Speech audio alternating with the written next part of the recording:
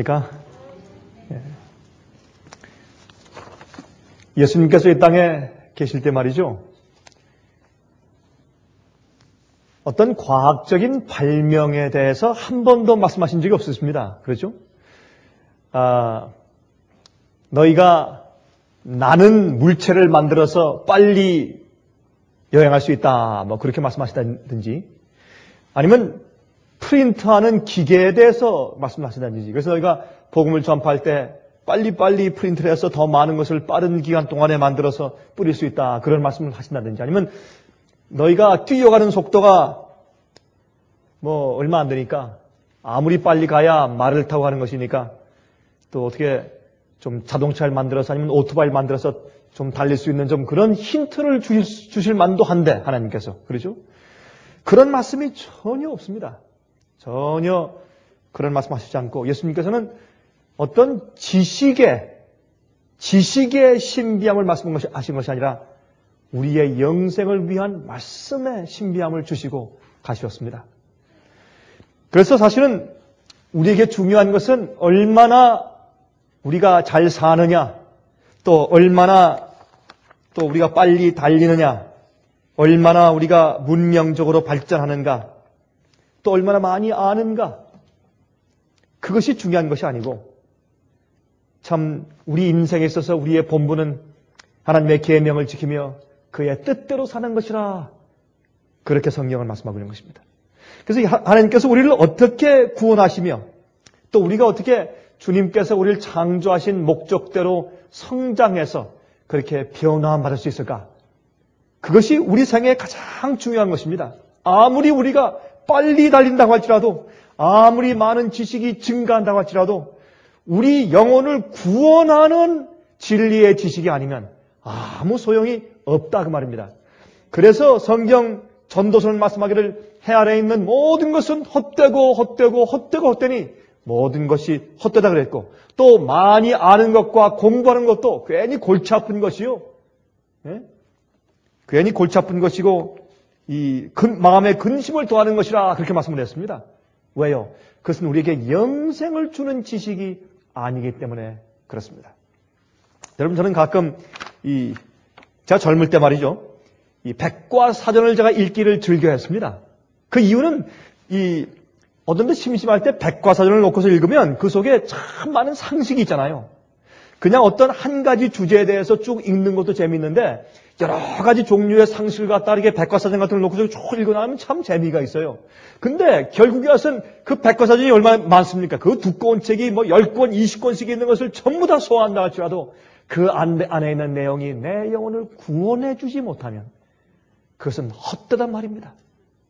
그래서 사실은 우리가 이 말씀을 보면서 내 영혼이 어떻게 변화되고 구원받으며 또 내 영혼이 어떻게 하나님의 창조의 목적대로 하나님의 형상대로 변화되고 성장할 수 있는가 그 일에 우리의 모든 신경을 집중하여서 살아야 할 것입니다.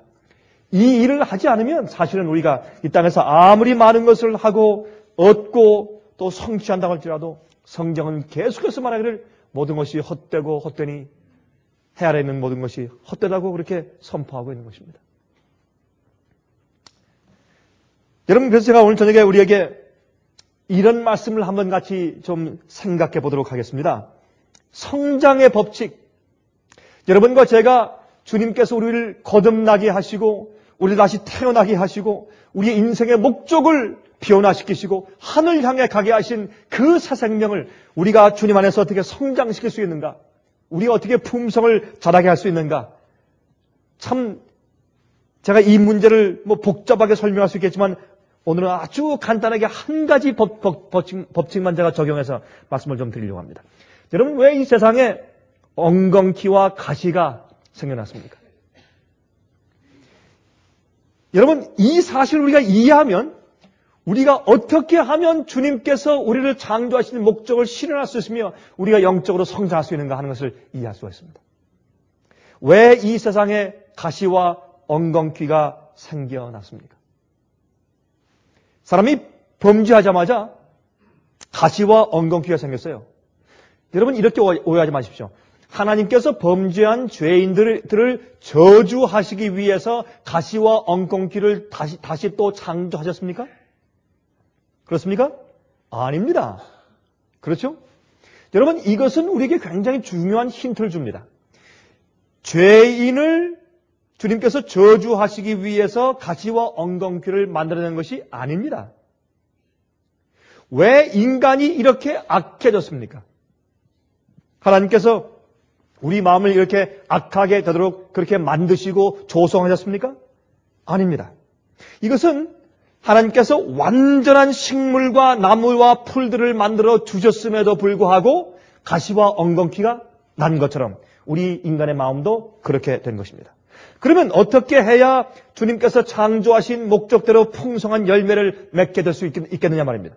어떻게 해야 하나님의 원래 형상대로 우리가 충만한 상태에 이르러서 돌아갈 수가 있습니까? 자, 먼저 우리 창세기 3장 17절부터 19절까지 있는 말씀을 좀 읽어보도록 하십니다. 창세기 3장 17절부터 19절까지 있는 말씀을 좀 읽으십니다. 창세기 3장 17절부터 19절까지. 아담에게 이르시되 내가 내 아내의 말을 듣고 내가 너더러 먹지 말라 한 나무 실과를 먹었은즉 땅은 너로 인하여 저주를 받고 너는 종신토록 수고하여야 그 소산을 먹으리라. 자, 여러 번 언급했지만은 하나님께서 인간을 저주하셨다는 말씀은 성경에 한 말씀도 없습니다. 하나님께서 인간을 저주한 적이 없습니다. 우리 인간의 범죄함 때문에 이 세상 땅이 저주를 받았고 이 세상에는 자연계가 저주를 받은 것이죠. 하나님께서 우리 인간을 저주하신 것은 아닙니다. 우리 인간이 땀을 흘려 일해야 되고 또한 어린아이를 잉태하고 해산하는 고통을 가져야 되고 이런 것들은 우리가 죄를 승리하고 이기며 주님의 구원하시는 은혜를 우리가 경험하기 위해서 우리를 도와주는 것들입니다. 죄를 덜 짓게 만들고 또한 우리가 이 죄로부터 탈피하게 만드는 그런 좋은 일들을 하는 것입니다. 그런 것들은. 그래서 그런 것들은 저주가 아닌 것을 아셨습니다. 계속해서 읽겠습니다. 땅이 내게 가시덤불과 엉겅퀴를 낼 것이라. 너희의 먹을 것은 밭의 채소인즉 내가 얼굴에 땀이 흘러야 식물을 먹고 필경은 흙으로 돌아가리니 그 속에서 내가 취함을 입었음이라. 너는 흙이니 흙으로 돌아갈 것이니라 하시니라 그랬습니다. 자, 여기에 이 가시와 엉겅퀴를 이 땅이 낼 것이라 라고 지금 말씀하셨는데, 그런데 내가 얼굴에 땀이 흘러야 식물, 채소를 먹을 것이라 그랬습니다. 그리고 이 가시와 엉겅퀴가 난 것과 무엇이 관계 있냐면 땀을 흘려서 일하지 않은 결과로 가시와 엉겅퀴가 나는 것입니다. 다시 말해서 하나님께서 이 세상을 창조하실 때 가시와 엉겅퀴가 날 수가 없는 겁니다. 그러나 타락한 이후로 이 지구상의 환경도 변하고 또 우리 인간들의 생활 양식도 좀 변하고 모든 것이 바뀌었습니다. 그때 이 땅이 어떻게 됐느냐 하면 사람이 열심히 일하고 잡초 뽑아주고 기경하고 또 갈고 이렇게 열심히 일하지 않으면 같은 풀이 아름다운 열매와 꽃을 내야 하는 풀이 바뀌어져서 그것이 가시가 되고 엉겅퀴가 돼요. 또 똑같은 풀인데 잡초가 되어버립니다. 원래 하나님께서 만드실 때 그렇게 만드신 것이 아닙니다. 이것이 죄로 인해서 변형된 지구의 조건과 또한 인간이 지구를 그렇게 만든 결과인 것을 여기에 성경은 설명하고 있는 것입니다. 그러므로 여러분, 가시와 엉겅퀴는 하나님께서 인간을 저주하시기 위해서 창조하신 식물이 아닙니다. 가시는 하나님의 완전한 창조물이 변형된 것이죠. 그렇죠? 바뀐 것이죠. 기형이 된 것입니다. 예를 들어서 뱀의 독. 하나님께서 뱀을 만드실 때 원래 우리 사람을 물면 죽을 수 있는 그런 독을 주셨습니까? 아닙니다. 뱀의 독은 단백질이에요. 순수하게. 아주 순수한 아주 100% 단백질입니다. 근데 그것이 좋은 단백질로 역사하는 것이 그게 독이 되어버린 것이에요. 사실은. 또 세균들, 나쁜 세균들 말이죠. 원래 그것이 나쁜 것이 아니었습니다. 여러분, 우리 위장 속에 박테리아가 많죠? 우리 위장 속에 수십 개의 박테리아가 있습니다. 또 우리 내장에, 그렇죠? 이 내장에 박테리아가 있기 때문에 그 박테리아가 없으면 우리가 소화가 안 됩니다. 그렇죠? 그러므로 이런 세균들은 원래 다 좋은 목적을 가지고 창조되었지만은 이 좋은 박테리아들이 죄로 인해서 변형된 것이 세균이 되고 좋지 못한 그런 균들이 된 것입니다. 여러분, 죄의 저주는 하나님의 창조물들에게 하나님의 생명의 힘이 흘러 들어오지 못하게 막거나 억눌렀기 때문에 생기는 결과입니다. 다시 말씀드릴까요? 죄의 저주는 하나님의 창조물들에게 하나님의 생명의 힘이 흘러 들어오지 못하게 막거나 억누르거나 방해했기 때문에 생기는 결과입니다.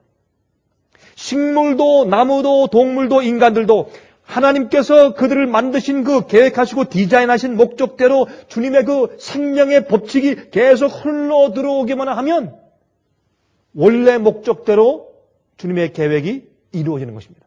그러나 그것을 막거나 억누르거나 방해하기 때문에 그것이 기형이 되고 잘못 변형이 되었을 때 우리가 악하게 되고 나쁜 사람이 되고 마음이 삐뚤어지고 양심이 없어지고, 그렇죠? 양심에 화인 맞고 나무들도 삐뚤어지고 식물들도 이상하게 되고 가시와 엉겅퀴가 나고 동물들이 서로 잡아먹고 파리와 모기가 생기는 것입니다. 그런 것들은 원래 하나님께서 올바르게 창조하신 것인데 주님의 생명의 역사의 법칙이 올바로 흘러들어오지 못하게 막아버렸기 때문에 그것이 변형되기 시작한 것입니다. 여러분, 그게 무슨 뜻입니까? 그러면 이 창조물들은 우리 영적인 영생과 우리의 성장을 이해하는 천연계는 우리의 교과서 아닙니까? 그러므로 천연계가 어떻게 되는 것은 우리의 영적인 상태가 왜 어떤 경우에 어떻게 해서 이렇게 되는지를 이해하게 하는 교과서입니다. 그래서 사실은 우리가 왜 마음이 삐뚤어지고 왜 영적으로 성장하지 못하는가, 왜 우리 인격이 자라지 못하는가, 우리의 품성이 왜 자라지 않냐 말입니다. 그 이유는 하나님의 창조의 생명의 법칙이 우리 속에 계속 들어오는 일을 막거나 저지하거나 방해했기 때문에 그런 것입니다. 여러분, 사과밭을 돌보지 않고 내버려두면 어떻게 변합니까? 예? 거기에 가시와 엉겅퀴가 나고 잡초가 나고 사과의 크기가 적어지고 나중에는 단맛이 없는 맛이 아주 이상한 것이 되고 나중에 보기가 흉한 모습으로 변형되어서 더 이상 먹을 수 없는 것이 되어버리는 것입니다. 우리가 꼭 마찬가지입니다. 잡초와 가시들이 생명력을 다 빼앗아가 버리기 때문에 그렇습니다. 우리가 하나님의 생명의 능력이 계속 우리 마음속에 흘러 들어오도록 하지 아니하고 우리 마음속에는 잡초들과 또한 가시들이 나서 생명력을 다 빼앗아 버리도록 하는 것입니다. 덜 중요하고 중요하지 않은 것들이 우리의 영생의 힘을, 우리를 변화시키고 성화시키고 온전케 하는 성령의 능력의 힘을 다 뺏어가 버리는 것입니다. 우리의 기력들, 우리의 시간들, 우리의 정력들, 우리의 생각 구조를 다 뺏어가 버리니까 우리의 품성이 이렇게 찌그러지게 되는 것입니다.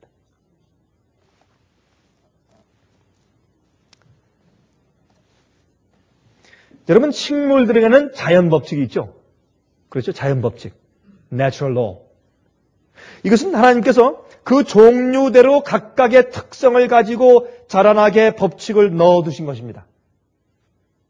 그 속에 하나님의 법칙이 있는 것이죠. 예를 들어서 해바라기는요, 씨를 심으면 그 씨가 자라는데 아주 줄기가 점점 커지면서 그 줄기에 말이죠, 솜털이 달리고 그게 부쩍 커져요.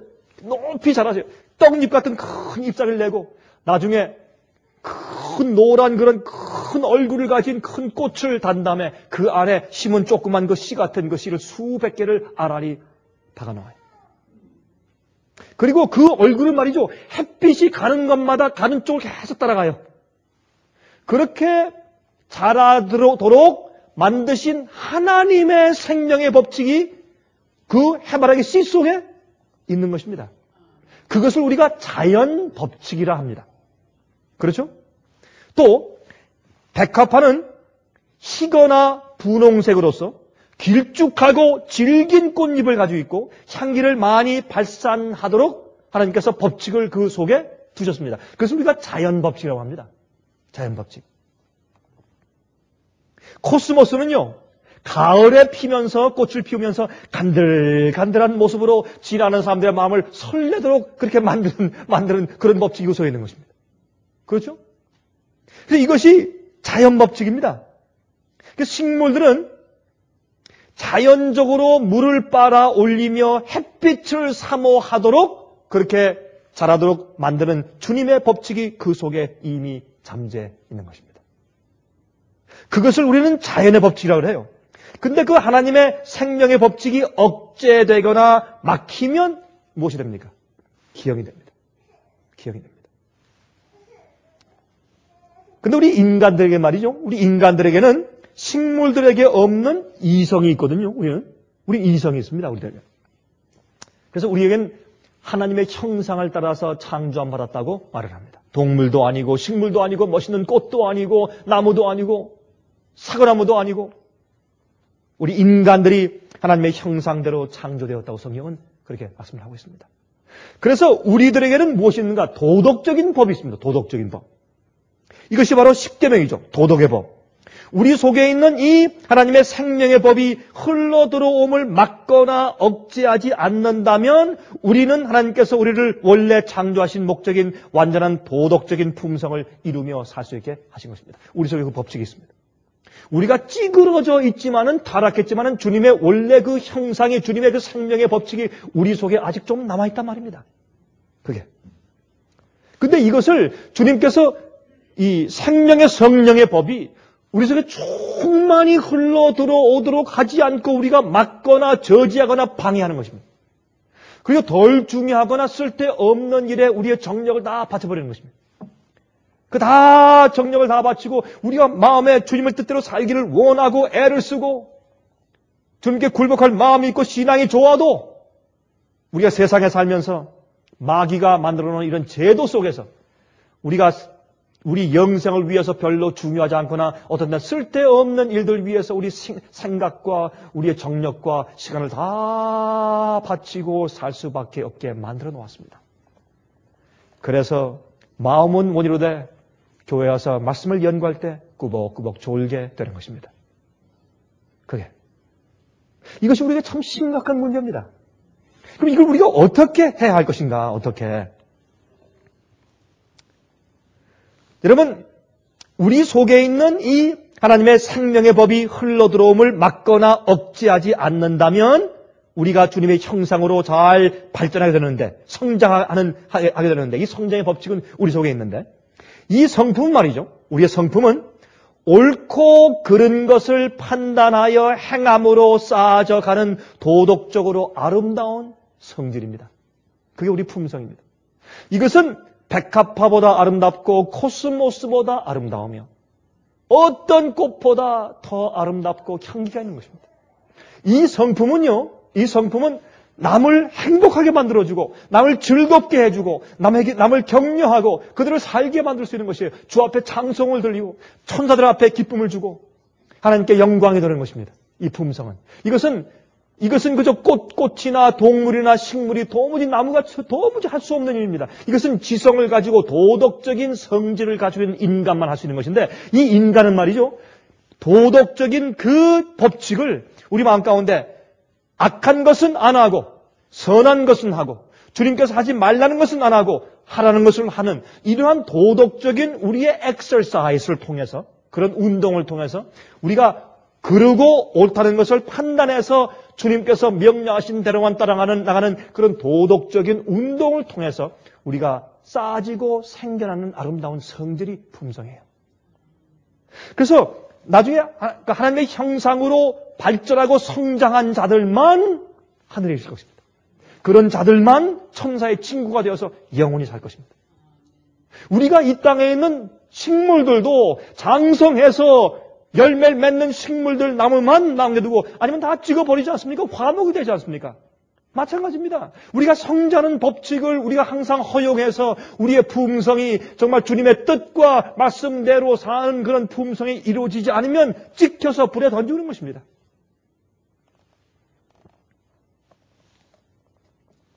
인간을 그래서 그렇게 만드는 법칙을 우리가 도덕적인 법이라고 말을 합니다. 이것은 물론 물을 빨아 올리며 키를 성장시키는 것보다 훨씬 우월하고 고상한 창조의 목적을 가지고 있습니다. 다 생명이 있고 기식하는 것은 다 자라요. 성장해요. 그러므로 우리도 성장해야 합니다. 우리의 품성이 성장해야 합니다. 더 아름답고 더 친절하고 더 온유하고 더 겸손하고 더 정직하고 더 우아하고 더 고아하고 더 사랑스러워질만 하고 은혜 안에서 계속 성장해야 합니다. 그래서 예수님께서 이 땅에 계실 때 예수님은 그의 키와 그의 품성이 하나님 안에서 은혜 아래 자라가셨다 이렇게 표현했습니다. 사람들에게 보기에 사랑스러워 가시더라. 그의 키와 그의 마음이 그의 품성이 하나님 안에서 자라갔습니다. 우주에서 그래서 이 인간은 가장 귀하고 가치 있는 존재예요.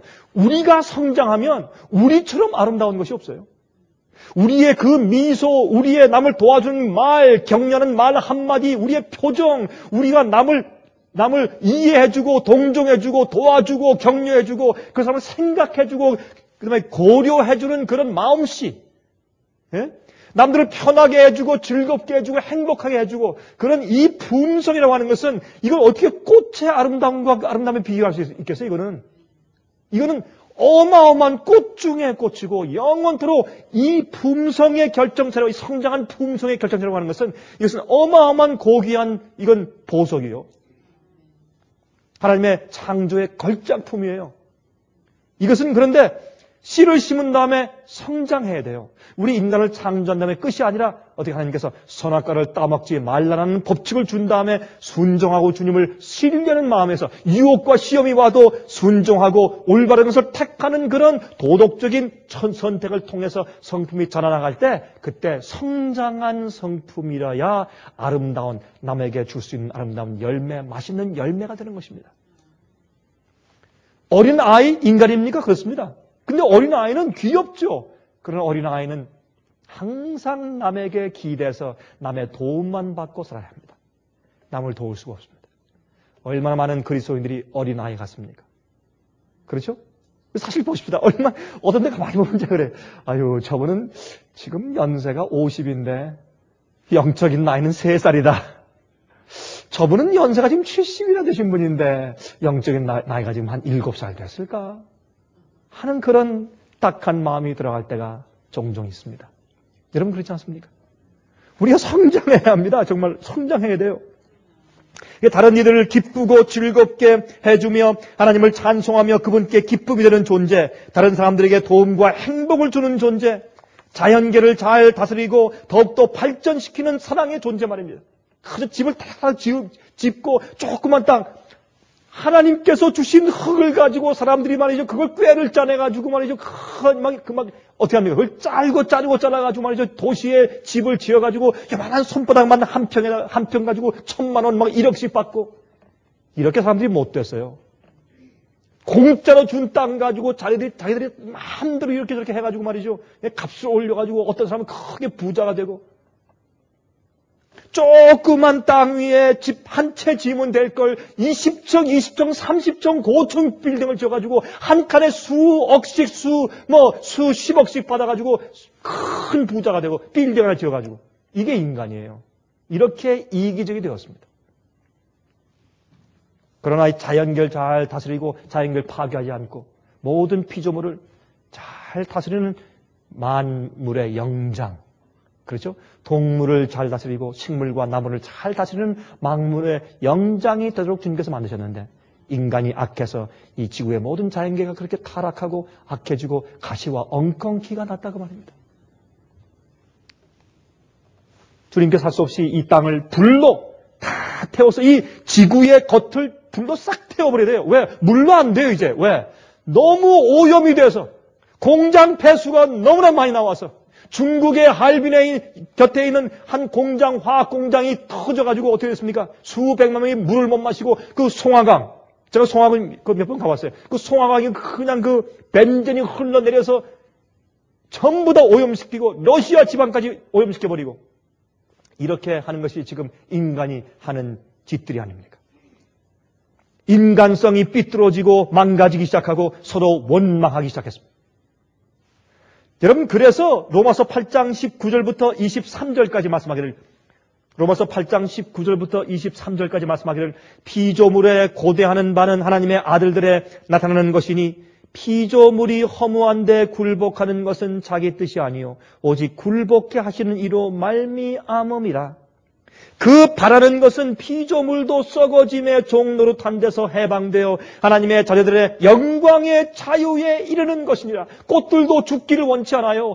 여러분, 낙엽들은 시들어지기를 원치 않는 것입니다. 영원히 우리와 함께 사는 것입니다. 노루와 사슴들은 차에 치여서 죽기를 원치 않습니다. 불쌍한 파썸들과 다람쥐도 차에 치여서 죽기를 원치 않아요. 그러므로 하나님의 아들들이 나타나기를 그들은 간절히 사모한다 그랬어요. 피조물이 다 이제까지 함께 탄식하며 함께 고통하는 것을 우리가 아나니 이뿐 아니라 또한 우리 곧 성령의 처음 익은 열매를 받은 우리까지도 속으로 탄식하여 양자될 것 곧 우리 몸의 구속을 기다리느니라 그랬습니다. 하지만 아직도 하나님의 생명의 법칙이 이 지구에 여전히 있습니다. 아직까지. 여러분, 옥수수를 자라게 하는 하나님의 생명의 법칙이 그 속에 양분과 비타민을 함유하고 간직하고 있도록 하는 것이죠. 그렇죠? 그게 자연 법칙이죠. 옥수수가 전부 다 양분을 빨아들이고 햇빛 보고 비 맞고 전부 다 물 빨아들인 다음에 이상하게 어떻게 흙에서 뭘 빨아올립니까? 비타민을 빨아올리고, 예? 공기와 햇빛과 물을 탄소 동화적으로 합성해서 또 양분을 만들어 놓고 엽록소를 만들어 놓고 그렇게 해서 계속 이렇게 빨아들여서 그것도 우리를 위해서 참, 식물들도 말이에요. 참 그렇게 얼마나 아름다운지 몰라요. 우리가 그렇게 식물들 못살게 굴고 탄산가스를 배출하고 죽이고 그냥 막, 예? 저기 브라질에 있는 아마존 옆에 있는 그 아름다운 밀림지들 전부 다 쳐서 죽여버리고 그래서 산소를 모자라게 만들어 놓고 엉망으로. 그래도 식물들은 또 자라고 또 자라고 또 자라고 또 열매 맺고 계속 우리한테 대줘요. 참 고맙지 않습니까? 참 이성이 있다고는 정말 가서 날 절이라도 하고 고맙다고 좀 인사나 좀 하지. 계속 주님께서 이렇게 못된 인간들 그래도 먹여 살리시려고 계속해서 그 자연 법칙을 그렇게 주세요. 그래서 옥수수가 자라면 그 속에 우리에게 줄 양분과 비타민을 다 보유하고 딱 기다리고 있으면 인간이 딱 따가지고 가서 삶아먹은 뭐 아프라는 소리 한마디도 안 하고 가만히 있다가 또 우리가 씹어먹어서 들어가면 그 자기가 모아놓았던 비타민과 양분을 우리 속에 들어가서 그것을 우리 몸의 세포에 다 또 뿜어줘요. 또 세상에 얼마나 아름다운 식물들이에요. 참 가만히 생각하면 참 기가 막혀요, 여러분. 여러분, 그래서 그것을 우리가 먹으면 우리 몸속에 들어가서 양분이 돼요. 식물들이 그러면 그 씨를 냅니다. 그 씨 속에 하나님의 생명력이 들어있는데 그 생명력이 싹 트면 똑같은 또 옥수수가 자라요. 여러분, 한 여름에요, 옥수수 한 대가 수십 갤런의 물을 빨아올려요. 옥수수 한 대가. 놀라운 힘이죠. 예? 그 씨 속에 하나님의 생명력이 있고 그 씨 속에 자라게 하는 힘이 있습니다. 성장하는 힘이 있어요. 우리가 그 씨와 식물을 먹으면 그 자라게 하는 양분이 바로 우리 것이 되어서 우리가 자라는 것이에요. 우리 육체적으로. 우리가 자라요. 하나님께서 생명력을 씨 속에 담아 두셨습니다. 여러분, 인간의 도덕적인 품성의 우리의 성장도 똑같은 원칙이에요. 그래서 자연 법칙과 도덕의 법칙은 똑같은 원칙하에 있어요. 우리가 먹으면 땅에서 올라오는 식물을 먹으면 식물이 머금고 있던 양분이 내 속에 들어가서 내 몸의 세포에 주면 내 세포와 내 몸이 자라요. 신체가. 똑같은 원칙이 어디에 있습니까? 영적인 도덕적인 원칙 속에 들어있는 것이에요. 그것이 성장의 법칙이에요. 자, 우리 잘 이해해 보십시다. 그게 무슨 뜻인가? 베드로전서 1장 22절 보시면 다음과 같은 말씀이 있어요. 베드로전서 1장 22절에 너희가 거듭난 것이 썩어질 씨로 된 것이 아니요 썩지 아니할 씨로 된 것이니 하나님의 살아있고 항상 있는 말씀으로 되었느니라. 자, 우리가 영적으로 도덕적인 우리의 법으로 우리가 영적으로 성장하기 위해서 씨를 심어야 할 텐데 그 씨가 무엇이라고요? 하나님의 말씀이라고. 말씀. 주의 말씀이 우리가 성장할 씨예요. 그 속에 우리가 성장하는 법칙이 다 들어있어요. 그 속에. 그걸 우리 속에 심어서 그걸 자라게 하고 먹으면 우리가 자라요. 자, 요한복음 8장 53절부터 58절 또 63절 읽겠습니다. 예수께서 이르시되 내가 진실로 진실로 너희에게 이르노니 인자의 살을 먹지 아니하고 인자의 피를 마시지 아니하면 너희 속에 생명이 없느니라. 내 살을 먹고 내 피를 마시는 자는 영생을 가졌고 마지막 날에 내가 그를 다시 살리리니 내 살은 참된 양식이요 내 피는 참된 음료로다. 내 살을 먹고 내 피를 마시는 자는 내 안에 거하고 나도 그 안에 거하나니 살아계신 아버지께서 나를 보내심에 내가 아버지로 인하여 사는 것 같이 나를 먹는 그 사람도 나를 인하여 살리라. 나를 먹는 그 사람도 나를 인하여 살리라. 이것은 하늘로서 내려온 떡이니 조상들이 먹고도 죽은 그것과 같이 아니하여 이 떡을 먹는 자는 영원히 살리라. 살리는 것은 영이니 육은 무익하니라. 내가 너희에게 이른 말이 영이요 생명이라. 내가 너에게 이른 말이 영이요 생명이라. 이 성경 말씀. 주의 말씀과 또 영감적인 말씀들을 우리가 읽고 먹으면 이것이 우리가 성장하는 법칙인데 이 말씀을 먹으면 이 말씀이 내 속에 들어와서 내 영적인 몸에 내 영에 양분을 주어서 성장케 하는 것입니다. 너희가 내 살을 먹고 내 피를 마시지 않으면 사람들이 이게 무슨 뜻인가 이해하지 못하겠다고 사람들이 다 떠나갔어요. 예수께서 나중에 설명하시기를 그것은 내가 너에게 이른 말이 곧 영이요 생명이라. 그것이 우리가 주의 말씀을 받아 먹으면 그 속에 생명이 있습니다. 창조의 능력이 있어요. 나를 바꾸는 능력이 있어요. 내 생각 구조를 바꿉니다. 내 성품을 바꿉니다. 내 마음속에 있는 내 동기를 바꿔줘요. 계획을 바꿔줘요. 이건 능력이요.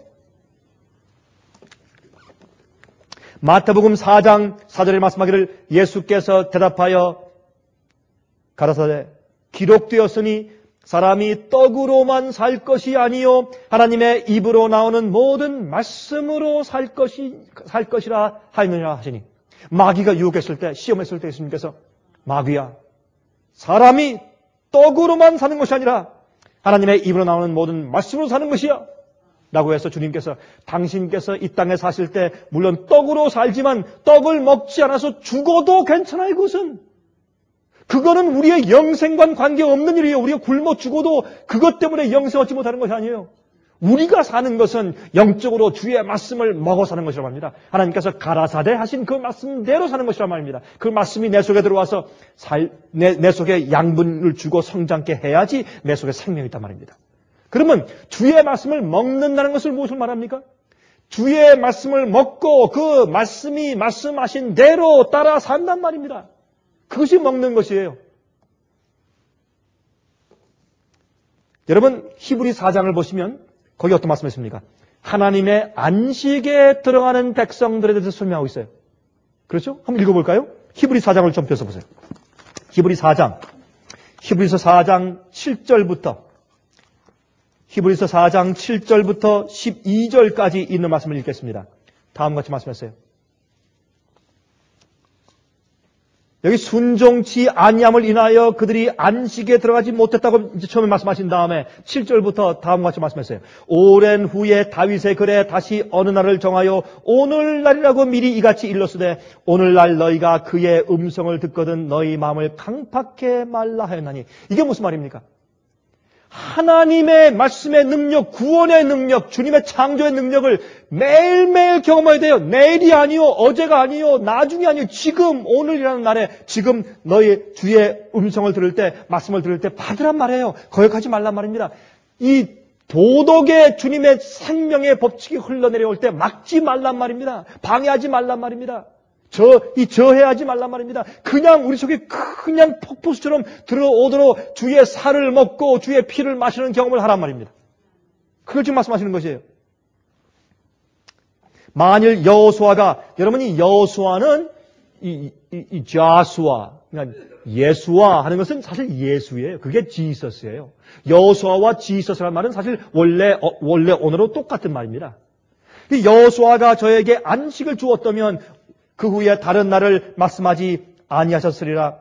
그런즉 안식할 때가 하나님의 백성에게 남아있도다. 옛날에 여호수아가 이스라엘 백성들을 가나안 땅에 데리고 들어갔지만 그들은 참된 안식을 경험하지 못했어요. 왜? 불순종했기 때문에. 말씀을 안 먹었으니까. 그들이 변화되지 못했기 때문에 가나안 땅에 들어가서도 아름다운 과실을 맺지 못하고 그들이 악하게 되었어요. 이방인처럼. 그러나 예수께서 오셔서 우리에게 이제 뭘 주세요? 생명의 말씀을 주세요. 참 안식을 주세요. 그걸 받아 먹어야 된다고 말해요. 그래서 참 안식할 때가 하나님의 백성에게 남아있단 말입니다. 이미 그의 안식에 들어간 자는 하나님이 자기 일을 쉬심과 같이 자기 일을 쉬느니라. 예? 그러므로 우리가 저 안식에 들어가기를 힘쓸지니 이는 누구든지 저 순종치 아니하는 본에 빠지지 않게 하려 함이라. 하나님의 말씀은 살았고 운동력이 있어 좌우에 날선 어떤 검보다 예리하여 혼과 영과 및 관절과 골수를 찔러 쪼개기까지 하며 또 마음의 생각과 뜻을 감찰하나니. 이게 무슨 말입니까? 간단합니다. 여러분, 우리에게 지금 안식해야 할 일이 남아있는데 그 안식이 무엇인가? 이런 안식이에요. 하나님은 어떻게 해요? 말씀하기를 그의 안식에 들어간 자들은 하나님이 자기 일을 쉬심과 같이 자기 일을 쉬어요. 이게 무슨 말입니까? 하나님께서 6일 동안 세상을 창조하신 다음에 주님께서 쉬시고 안식하시고 그날을 복주고 거룩하게 하셨습니다. 그러면 주님께서 모든 창조하시던 일을 다 마침에 안식하신 것이에요. 그렇죠? 그러면 자, 하나님의 창조에는 부족함이 있습니까? 없습니다. 더할 것이 있습니까? 없습니다. 완전해요. 그렇죠? 이것이 무엇이냐 하면 이렇게 이해합시다. 하나님께서 창조의 역사를 다 마치신 후에 안식일에 들어가셨는데 우리가 하나님의 안식에 들어가면 우리도 일을 쉬게 돼요. 다시 말해서 우리가 우리의 힘으로 계명을 지키려고 애를 쓰면 율법주의가 되는데 하나님의 생명의 법칙이 내 속에 들어와서 역사하도록 계속 받아먹고 그것을 내 마음 가운데 간직하고 굴복하면 그것이 내 속에서 어떻게 해요? 역사하고 이루어요. 주님의 계명을 지킬 수 있는 마음을 주고 그런 동기를 주고 그런 소망을 주고 우리의 죄의 본성을 억누르고 그래서 우리 속에서 성품을 이루어요. 참 이상하죠? 그러니까 우리가 우리의 일을 쉴 때 그리고 하나님께서 다 이루어 놓으시고 창조하신 그 능력과 창조의 힘 속에 들어가서 우리도 같이 쉴 때 그때 우리가 성장한다. 그 말입니다.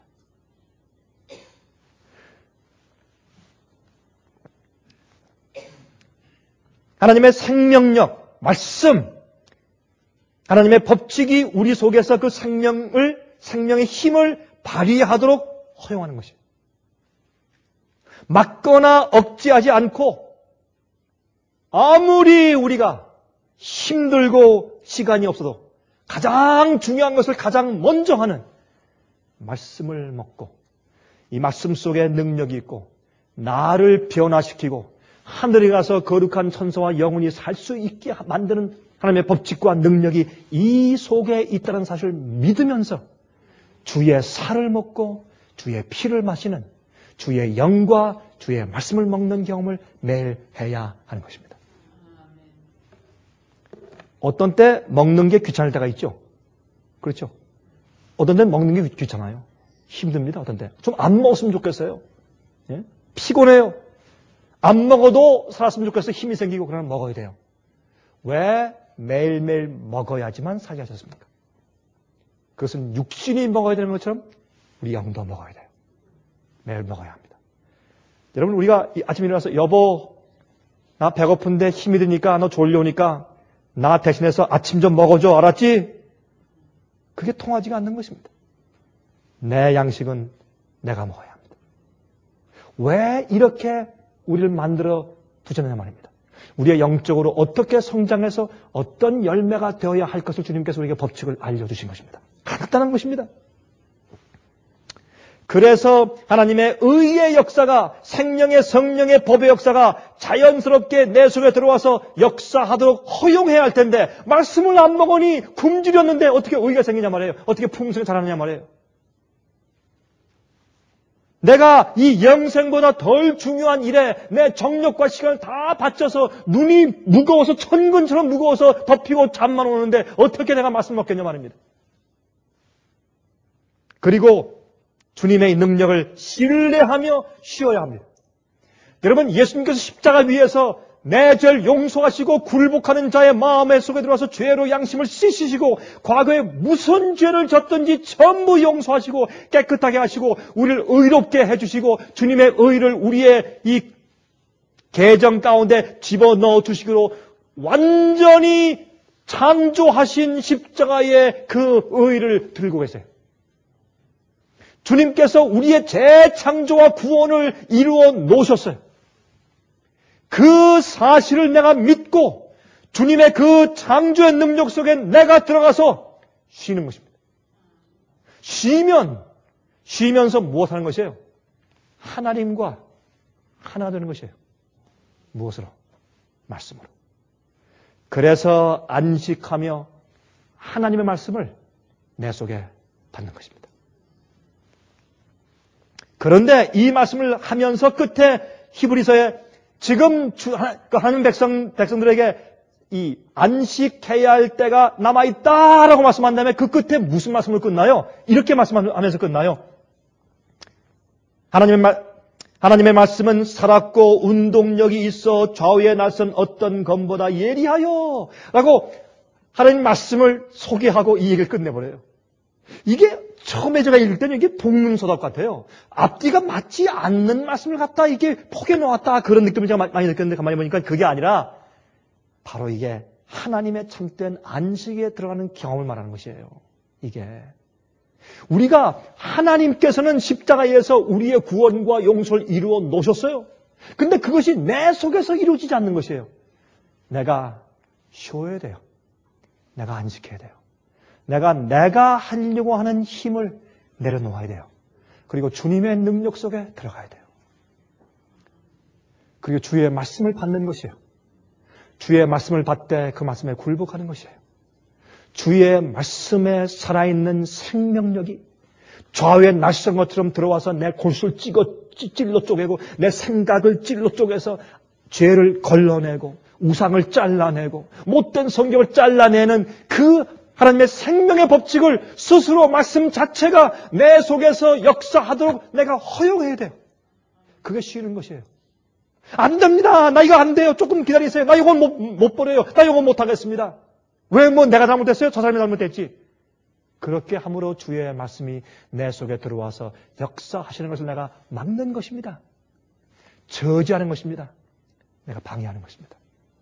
주님께서 주의 말씀이 내 속에 들어와서 풀 파워로 내 속에서 역사하지 못하게 하기 때문에 내가 내 힘으로 무엇을 하려고 발버둥치기 때문에 내가 주님 안에서 주의 창조의 능력 속에서 안식하는 경험이 없는 것입니다. 이게 지금 그걸 말씀하고 있는 겁니다. 제가 어릴 때부터 들어온 예화인데 어릴 때부터 전 집에서부터 전 그런 얘기를 쭉 들어왔습니다. 여러분 많이 들어오셨죠? 콩나물이 있는데 콩나물 시루에 물을 계속 부어주면 물은 밑으로 다 빠지는데 콩나물이 자라긴 자라요. 그렇죠? 우리가 계속해서 말씀을 내 속에 집어넣으면 아유, 목사님 전 이제 나이가 들어서요. 아무리 읽고 들어도 자꾸 잊어버리고 안 됩니다. 그런데 잘하거든요. 성품이 잘하거든요. 계속 잘합니다. 여러분 십자가 위에서 예수님께서 다 이루었다 그랬습니다. 하나님 편에서는 우리의 구속을 위해서 모든 것을 이루어 놓으셨어요. It is finished. 다 이루었다. 여러분 요한계시록 21장 3절부터 7절까지 읽고 마치겠습니다. 이렇게 말씀되어 있어요. 요한계시록 21장 3절부터 7절 보시면 이제 천년기 이후에 새하늘과 새 땅을 만드시면서 이렇게 말씀하세요.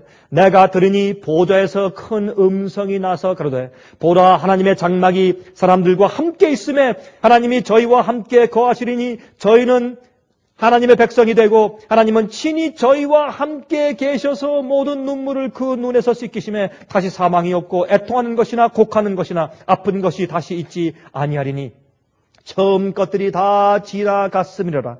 보좌에 앉으신 이가 가라사대 보라 내가 만물을 새롭게 하노라 하시고 또 가라사대 이 말은 신실하고 참되니 기록하라 하시고 또 내게 말씀하시되 이루었다. 이것이 영어로 It is finished. 다 이루었단 말이에요. 나는 알파와 오메가여 처음과 나중이라. 내가 생명수 샘물로 목마른 자에게 값없이 주리니 이기는 자는 이것을 유업으로 얻으리라. 나는 저희 하나님이 되고 그는 내 아들이 되리라 그랬습니다. 이게 무슨 말입니까? 예수님께서 십자가에서 다 이루었다. 하나님의 구원의 역사를 다 이루어놓으셨습니다. 여러분 창세기에 6일 동안 창조하신 다음에 다 이루었다. 심히 보기 좋더라 하신 다음에 안식하신 것처럼 우리도 주님의 구원의 역사를 믿고 주님의 능력 속에서 쉬고 주님의 말씀이 내 속에서 나를 변화시키고 자를 건 자르고 아름답게 성장시키도록 내가 허용하기고 풀 파워로 허용하기만 하면 우린 잘하는 것입니다. 그래서 우리의 생애 가운데 절제가 중요하고 시간을 아끼는 것이 중요하고 우리의 우선순위를 정해서 무엇을 먼저 하고 무엇은 하지 않고 하는 것이 중요하고 말씀을 읽고 우리 속에 두는 것이 그렇게 중요한 것입니다. 하나님의 말씀은 씨입니다. 살아있는 씨입니다. 이것이 우리 속에 들어가야 이 말씀 속에 있는 하나님의 법칙이 내 속에 들어가 내게 양분을 주어서 성장케 하는 것입니다. 아주 간단하지만은 우리가 잘 하지 않는 것입니다. 매일매일 이제 성장하는 삶이 되기 위해서 우리 말씀을 먹읍시다. 하늘에 계신 우리 아버지, 그 거룩한 성자의 몸을 우리에게 주시었으니 우리가 정말 슬프나 즐거우나 고생되나 편하거나 우리가 모든 것을 주 앞에 바쳐 주님의 뜻을 이루기 원합니다. 주여, 우리가 주 앞에 마음은 여오니 주의 생명의 법칙, 주의 말씀이시여 저희 속에 들어오셔서 저희 속에서 죄를 잘라내버리시고 씻으시며 저희를 영원한 하늘에 합당한 성품으로 성장시켜 주시옵소서. 우리가 주님을 받아들입니다. 주님의 뜻을 받길 원합니다. 주의 명령을 받습니다. 그리고 우리의 성질을 굴복합니다. 저희 속에 오셔서 하나님의 형상을 이루어 주시옵소서. 예수 그리스도 이름으로 간절하게 기도합니다. 아멘. 은혜 많이 받으셨습니까? 지금까지 들으신 이 생애빛 예배 설교는 간절한 마음으로 진리를 찾는 분들과 정직한 양심으로 말씀을 받아들이고 언제나 진실이 무엇인지를 생각하는 그리스도인들을 위한 말씀입니다. 주변 가족들이나 친지들 중에 말씀을 사모하고 순결한 신앙을 갖기 소원하는 분들이 계시면 생애빛 예배 설교 테이프를 소개해 주시기 바랍니다. 매주 원하시는 분들의 가정으로 직접 배달되는 생애빛 예배 설교는 개인의 신앙 부흥이나 소규모 그룹 예배를 위하여 비디오와 오디오 테이프, DVD, CD로 제작되었습니다. 생애빛 예배 설교 테이프를 원하시는 분들은 1-877-704-1004번으로 전화하여 주시기 바랍니다.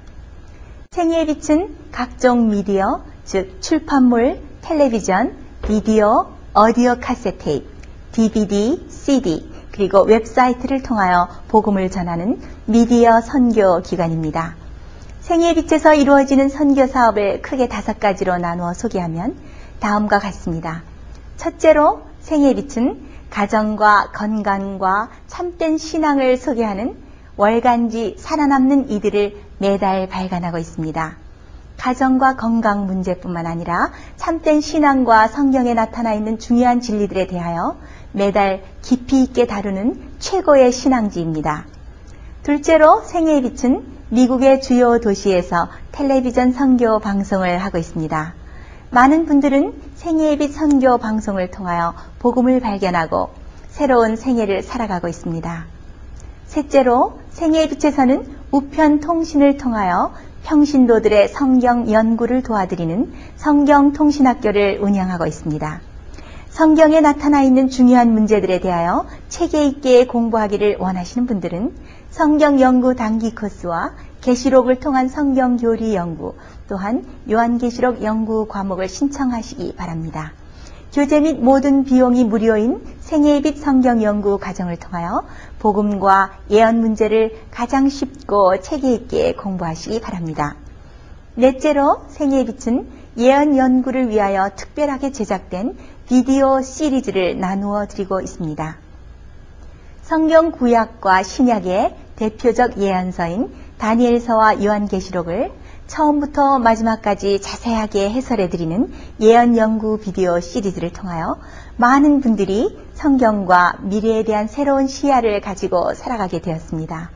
마지막 시대의 복음과 비밀이 담겨져 있는 다니엘과 요한계시록 비디오 시리즈를 신청하셔서 새로운 영적 부흥을 체험하시기 바랍니다.